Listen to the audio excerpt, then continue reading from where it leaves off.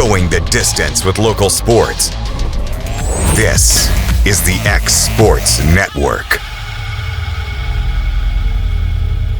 Being raised in Tennessee, we believe in the importance of family and community. Creating a positive experience at our family-owned and operated business is one of the ways we share that belief. Being in an accident can be extremely stressful. When it came time for my repairs, Mashburn's made it easy.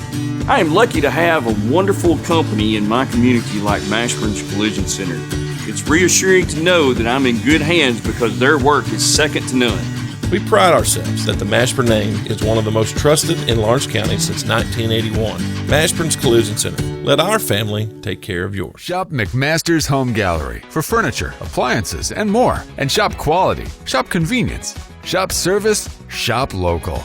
A family-owned business with a long history of serving the region. We're a one-stop home furnishings destination. We feature brands you know, competitively priced, backed by professional installation and service. You can trust that we'll take good care of you before and after the sale. For your home, shop smart. Shop McMaster's Home Gallery today. Got primary care? Find your way to better health with primary care by One Stop Medical. With decades of combined experience, you'll find a one-on-one relationship just like the old days, but with the convenience and technology of today. When One Stop Medical does primary care, it's the best. Call today for an appointment and find your way to healthy living. Serving Lawrenceburg, Pulaski, and Hohenwald. Phone 931-244-8220. Primary care by One Stop Medical at its best. From our humble beginnings to today, Parks Lumber Company has continuously served Lawrence and surrounding counties for over a century. Although we started as a small lumber yard in 1896, we have grown to include everything you need to make your dream project come to life.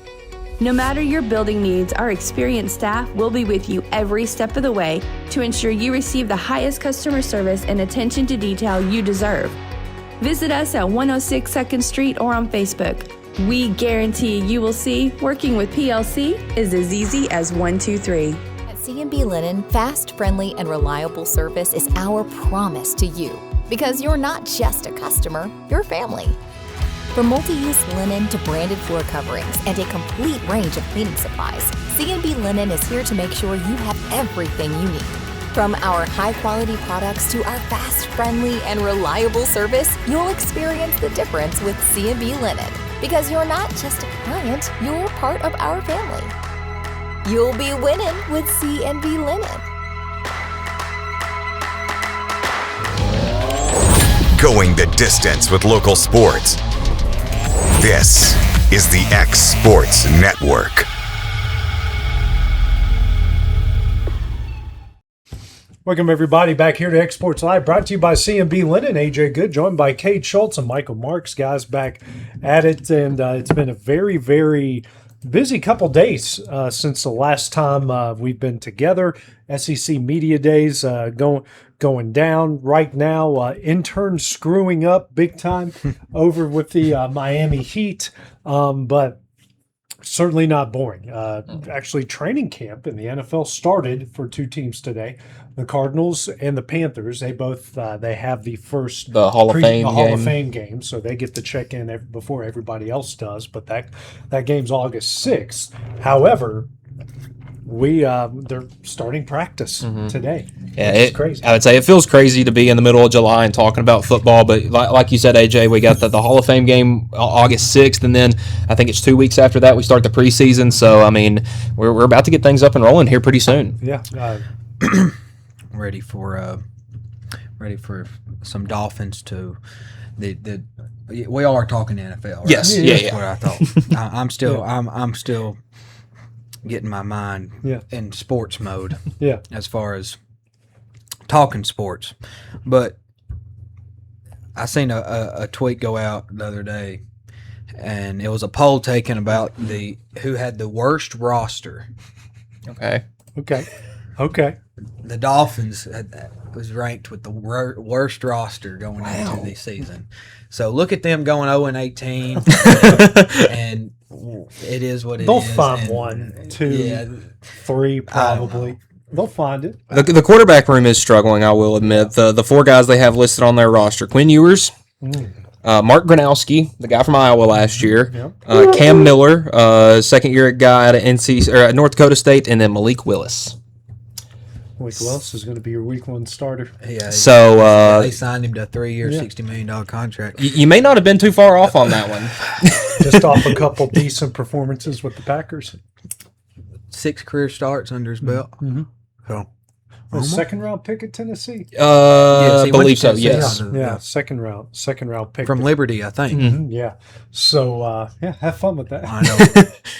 I know it. Oh, yeah, I would say it'll be the same as it's been for since the 80s. But I am gonna say this with a slight grain of salt. I think it's good they moved on from Tua. Yeah, that was a relationship that had kind of gotten sour. Looking at some early practices and how it looks like Tua's going to be the guy in Atlanta. Yeah, is what I'm seeing. I don't know. That's not the worst thing. In the world Penix. They have Penix down there who is also.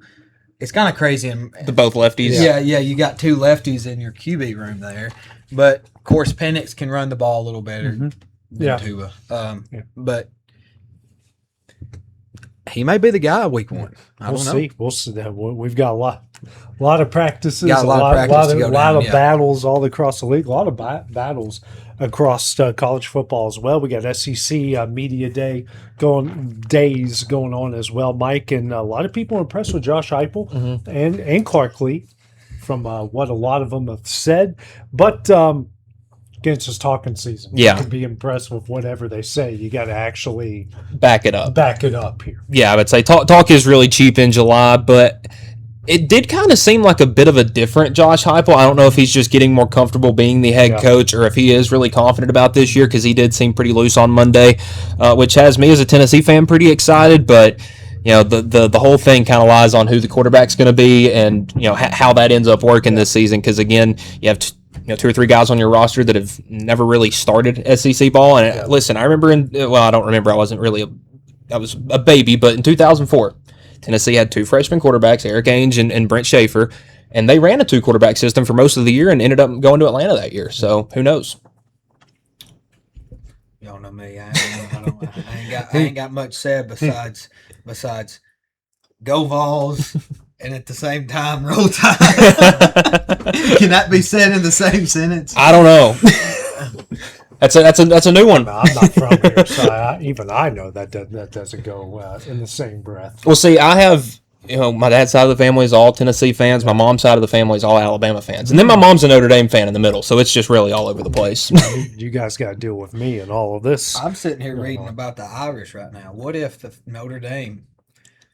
I did my top 25 on my show yesterday. I had them at 2. I'm really high on them. They got everybody back but Jeremiah Love pretty much. So I'm pretty high on the Irish. Did he get drafted, I guess? Yes. Was he I would say he was like the 3rd or 4th pick. Okay. Yeah, and when you look at Notre Dame's schedule, it's really easy. Not terribly daunting. I think the hardest games you're going to look at SMU, Miami, BYU, and Wisconsin at Lambeau, yeah. Those are your 4 toughest. Yeah, I would say, and I'm excited that they're getting the Notre Dame Michigan State rivalry back up and going. I hated that they stopped playing Michigan and Michigan State pretty frequently, but that Miami game first weekend in November is going to be cinema. And then they got to go 2 weeks later. Well, they come to them. They got a good stretch of 3 home games, all against ACC opponents. Hey, Pat Narduzzi says Pat Narduzzi says they're the best conference. They're better than the Big Ten. Well, I mean, top to bottom, maybe. Top to bottom, maybe as far as overall depth, but as far as your top. Yeah, that's. I'm not going there. Not going there with that yet. But before we get into anything more, kind of the big news in sports is what's happened at ESPN the last couple of days. Some layoffs to on-air talent. You got literally Ryan Clark getting fired on air. On air. You see him talking one segment, they come back, he's not there, and it turns out they wanted to let him know before he found out from other people or he found out on social media, but they fire him there. The next day, Carl Ravitch, the voice of baseball tonight, he's been doing college he's been there for over 30 decades. Yeah. He was all baseball, Major League Baseball. He's been the voice of the College World Series the last couple years. He did some college basketball this past year. He's a former Sports Center anchor. This guy is a Swiss Army knife. And he got let go. Charles Davis got let go. Cam Newton. Cam Newton. Yeah, you ain't missing anything. Stinking goofball. Tom Pellisario, Charles Davis, their medical, the one that I can't think of her name. I apologize, I can't think of your name, but they're letting her go, and she was like on every broadcast that they did because of injuries and whatnot. Bart Scott. I mean, it's on down the line. Very talented people, and then.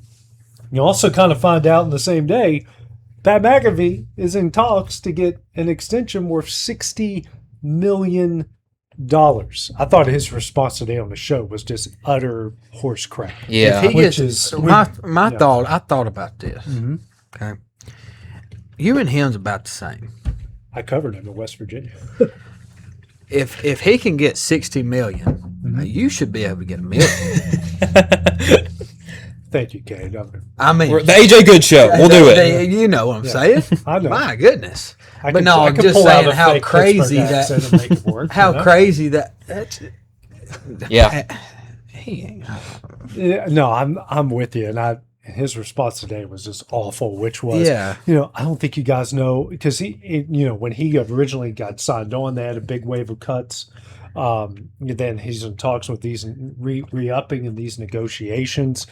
Another wave of cuts, and part of it is, and ESPN bought NFL Network, so they're merging the two, which obviously you don't need. Right.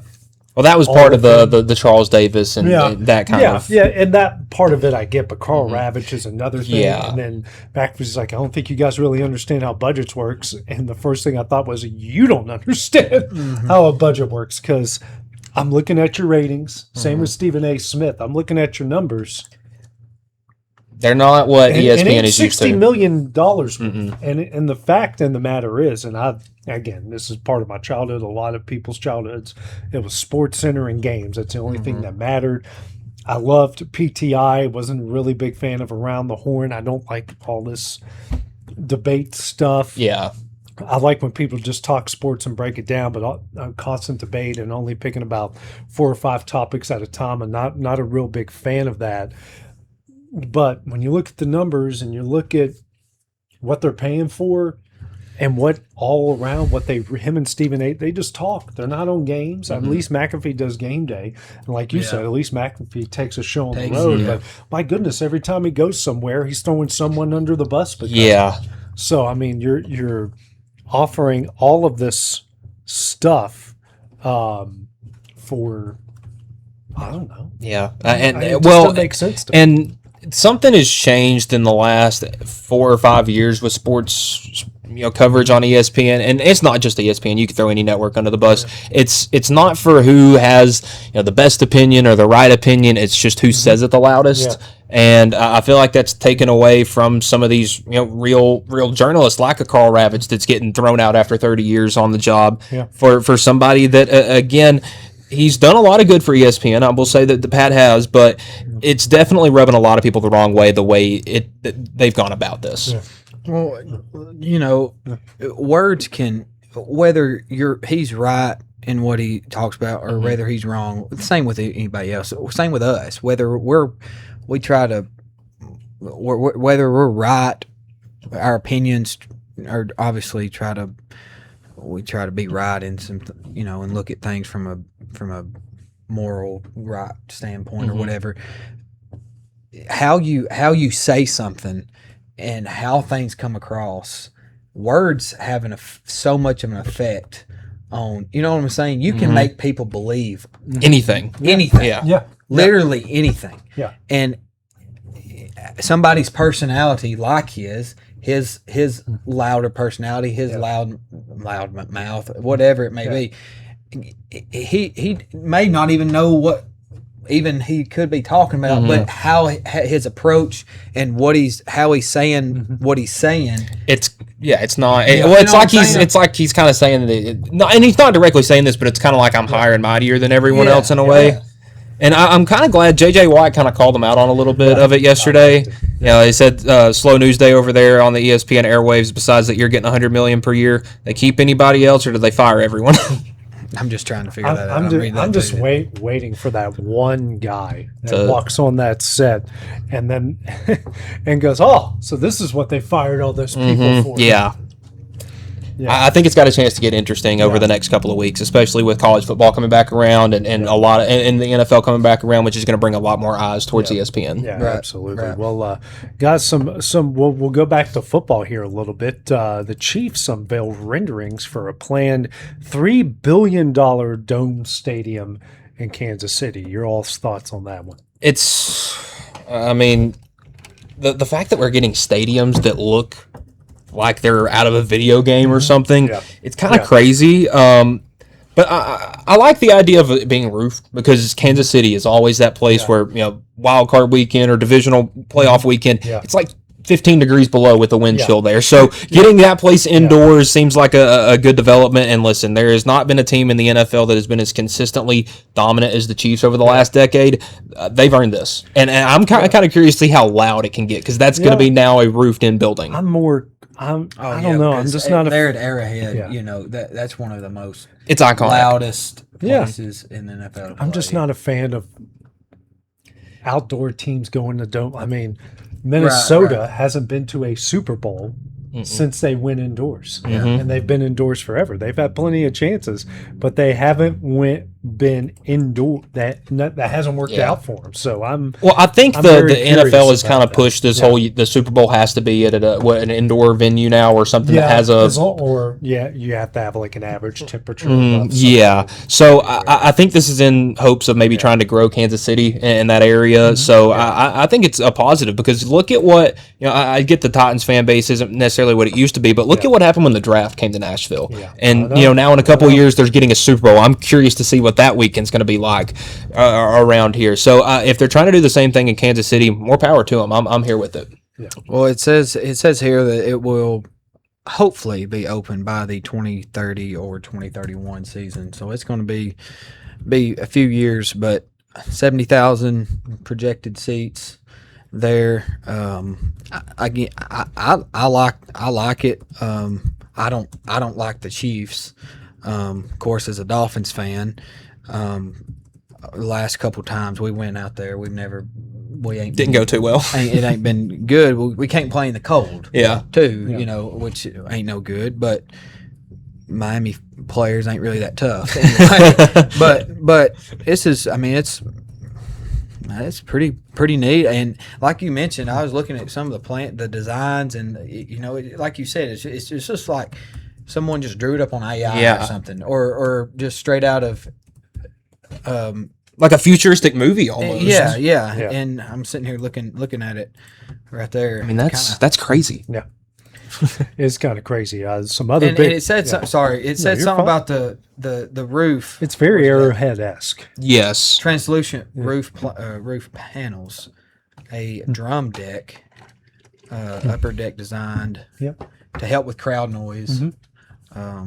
Which I don't know. Boy, did they need any help with that anyway?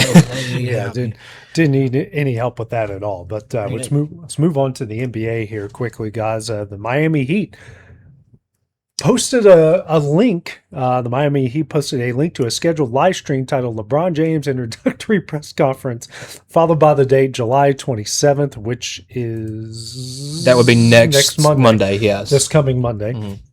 On its YouTube channel, team spokesman says it was a mistake. The spokesman told ESPN Shams Charania on Tuesday that the club's social media department was preparing for the possibility of James signing and mistakenly posted the link to the team's YouTube page. The post was later deleted. I mean, they didn't even try to hide. It's not just like July 27th press conference. No, I mean, they went LeBron James introductory press conference. I mean, that's a big mistake. I get, it's something that we do sometimes is we'll schedule a video from when we're going to have a show, but if it's something that's got a big deal, we'll do it relatively live. So I would say this is probably going to get somebody in trouble, but I'm kind of curious to see if that may change his decision and what we hear from LeBron about this. It may do it. It may do it. And again, as I've looked at this over the last few days, I got feelings, and me and Michael, me and you talked about it when AJ was away down at Disney, but it may not be the best fit as far as we see it. Who really knows? But I wonder if he goes back to Cleveland. Who knows where he'll go? But I did see where he's kind of holding back the scheduling and everything by not making the decision because the NBA president or whatever Adam Silver. come out and was like, well, I need him to make a decision because like I'm scheduling games, we're scheduling stuff, and kind of somewhat around him. Obviously, going to be. Is this going to be his final season or one? Who knows? You would think. So obviously, he's going to obviously have, I guess, some kind of farewell tour or something like that, and he's holding everybody back. But, wouldn't be the first time he's done something like this. And quickly before we go to break here, guys, we got some Little League softball drama brewing in Oklahoma. A Tulsa Little League softball team is under scrutiny after being accused of violating league rules. According to Softball and SI, Texas District's 27th Industrial Little League filed a formal protest on Saturday to the Southwest Region Tournament against Tulsa National Little League. Rules on residency and boundary compliance. The complaint states that the Tulsa team had 6 players on its roster who allegedly do not meet residency or school attendance criteria, in addition to not participating in regular season play, the outlet reported. And as of today, the team has now been booted out of the Southwest region. Word. It's one thing to have one girl that's but like half of your lineup, 2/3 of your lineup. Yeah, 6 were ineligible. 6. Yeah, that's. I mean.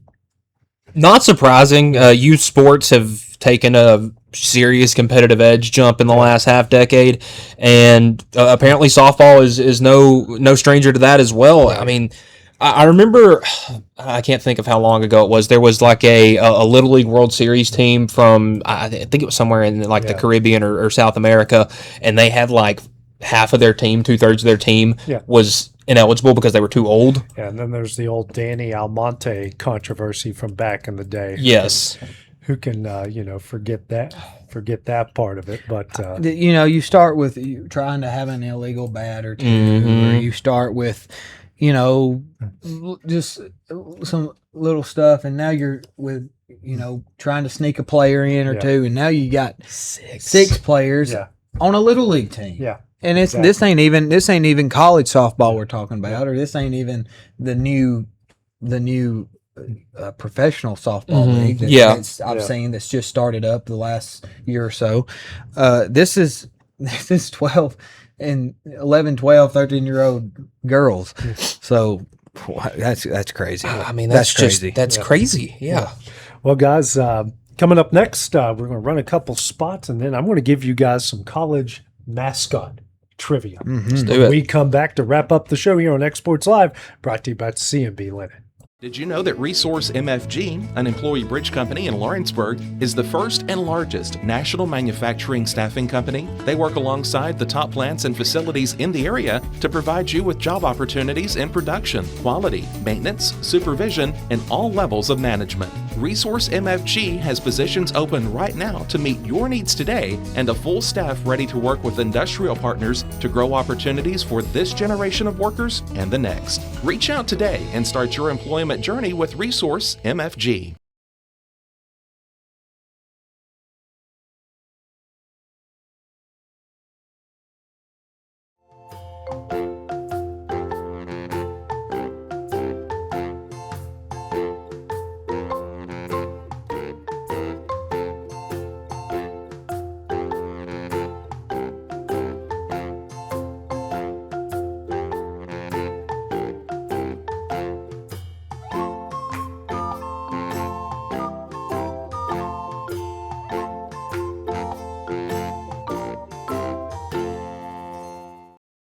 Are you tired of missing out on family life just to be treated like another truck number? Since 1986, Southeast Carriers has been a family-operated business based in Lawrenceburg, Tennessee. Being family-owned ourselves, we understand the importance of family, which is why we value it above all else. With our large number of dedicated lanes and our friendly staff, we are able to evenly divide your home time with the amount of time you spend on the road. We offer multiple benefits with large company pay now starting at $20 per hour, all while keeping a small company environment. For more information, visit our website, southeastcarriers.com or check us out on Instagram and Facebook. At C&B Linen, fast, friendly, and reliable service is our promise to you. Because you're not just a customer, you're family.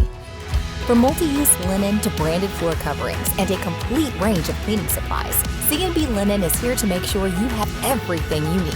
From our high-quality products to our fast, friendly, and reliable service, you'll experience the difference with C&B Linen. Because you're not just a client, you're part of our family.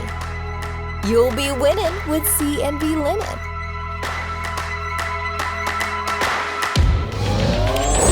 Going the distance with local sports.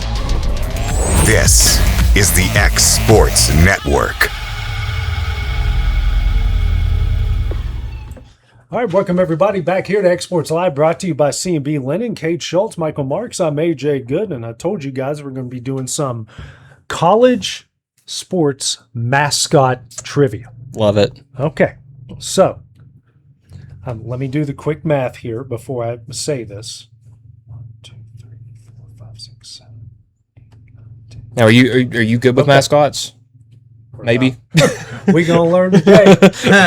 You about to find out. Y'all know how I am with college football.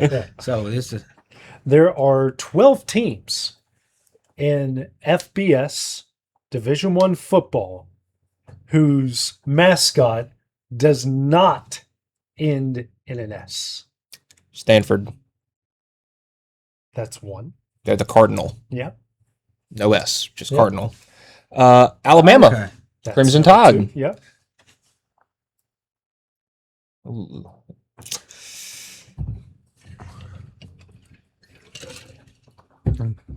This is interesting.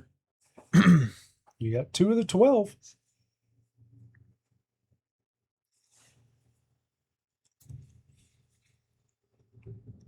My goodness. That is the only SEC team. Okay. So that should help you a little bit. Clemson? There's a Tigers. Tigers. Yeah. I didn't even know what they were. That's one. That's bad, ain't it? Clemson. Yeah, they are the Tigers. I just knew that. Lord help.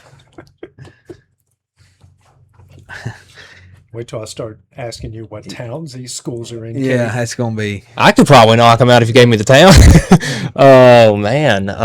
How many more power conference teams is that out of the Power 4? 1 that are left. 1, 2, 3. Syracuse. Yep, Orange. Nah. You got one more in the ACC left. Ooh. Louisville? Cardinals. Cardinals.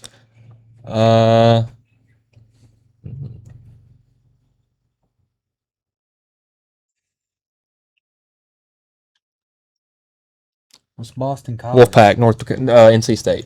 You got it. That is the other ACC team. What's left. Boston College? The Golden Eagles. Golden Eagles. Okay. Mainly just called the Eagles. So you've got a independent on here. UMass. The Minutemen? Oh, well. Well, that's actually one of them. Okay. That's not an independent. Oh, well, Notre Dame. Yeah. Yeah, Fighting Irish. There you go. So you've got 1, 2, 3, 4. UMass used to be an independent, but I would say they're not anymore. What are they now? The MAC? Are they in the MAC? Yeah. Okay. You got one. You got a Big Ten team left on here. Nobody from the Big 12.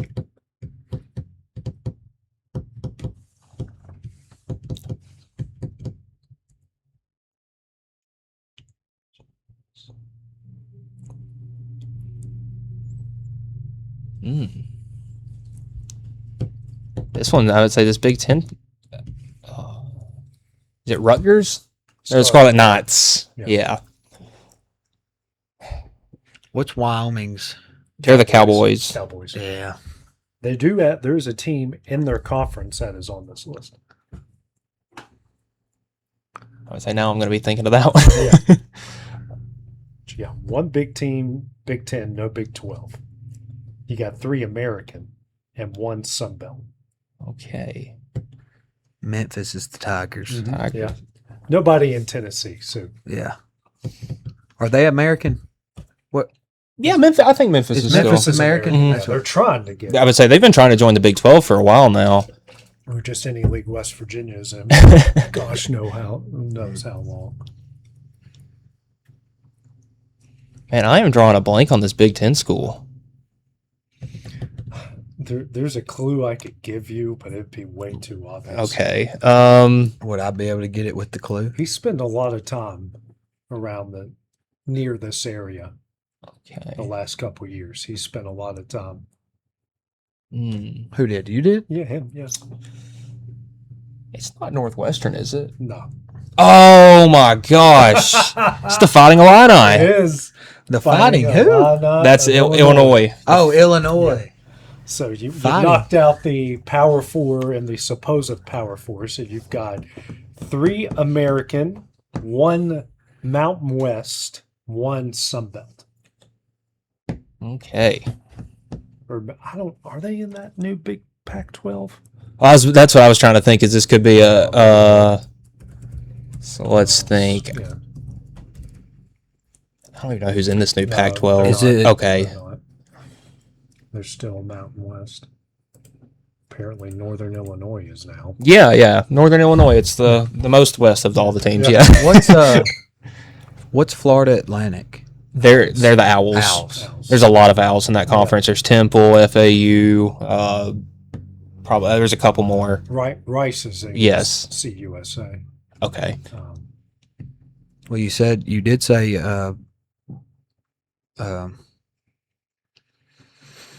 Oh man. what conference Lipscomb and UNA's in? The A-Suns. A-Suns. Or Yeah, is- no, no, they're no not A-Suns. FBS. Yeah, that's Oh, Football, okay. FBS. Yeah.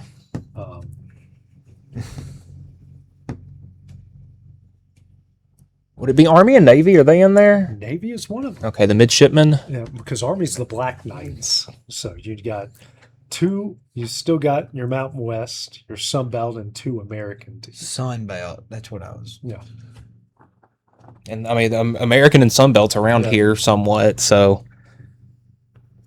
let's.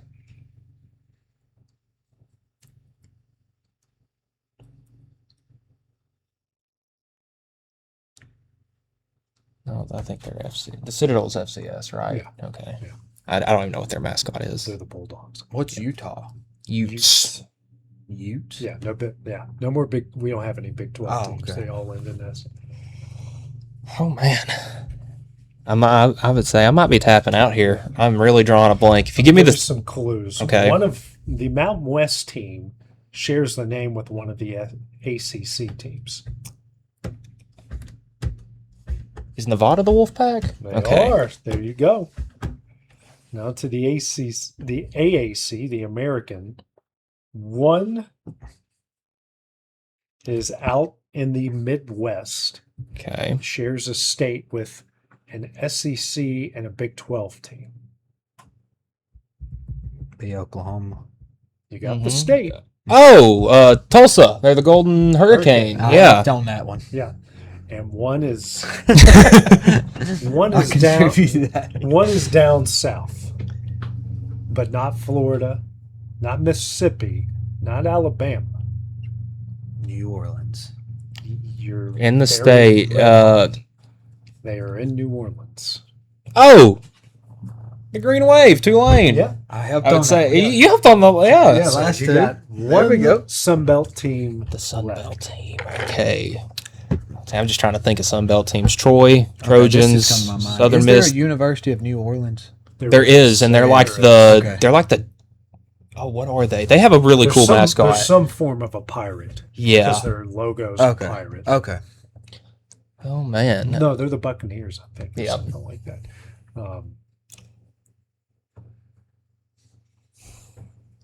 It's not James Madison. They're the No. Dukes.